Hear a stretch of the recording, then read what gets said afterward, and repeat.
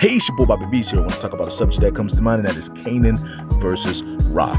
This new trailer has been pretty much about the conflict between Kanan and Raq that we see set up in season 2, and it seems as though it's growing. It just keeps growing so much to the point. See, Kanan is off on his own right now. He's beginning to become who he is, and I think we're starting to see Breeze now, so we're about to see him do his own thing. Raq wants to control him, but he's not going to allow that to happen. This is a conflict that's growing more and more, and even though deep down inside Kanan does love his mom, he doesn't want to deal with her because he feels as though he can't trust her. And I don't care who you are, mother, father, son, daughter, whoever, when you give someone who really loves you a reason not to trust you ever again, it will never be the same. No matter if you try to make it right, you will work on it. You guys can be great, but it will never be the same if you betray them. So at the end of the day, when it comes down to it, that's the situation that's going on here.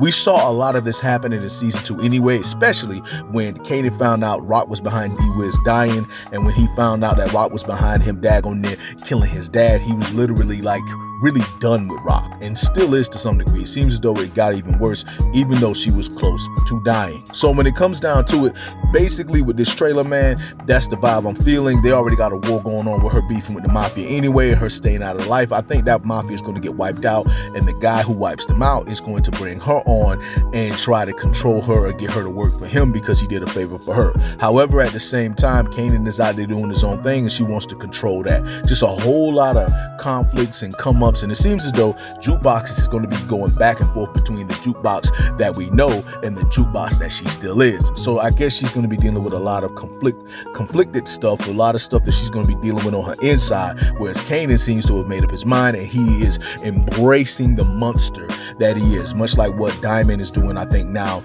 in Power Book 4 Force season 2. So when it comes down to it, basically, this trailer, the hype is there, everything's there, the story looks great, the character standings, everything. It looks good to see Tony Danza as a mob boss and ready to go toe-to-toe, because I'm thinking he's probably going to be this season's primary antagonist against Raq and Kanan, and in the end, it's going to take Kanan to be the one to save Raq. But then again, the way things are leaning, you never know, it might be Kanan or Juke or whoever that takes out Raq, because it seems as though this trailer kind of shows the end of Raq and her family and the end of her being the boss, while at the same time showing the rise of Kanan and him becoming who he is, or the Kanan that we know him to be.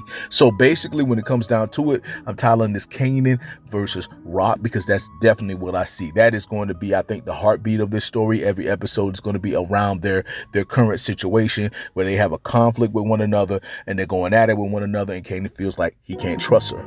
But that's all I got to say about that. I want to say to all of you that it is your boy Bobby B's here. I just want to say much love, much respect. Hold it down, and whoa.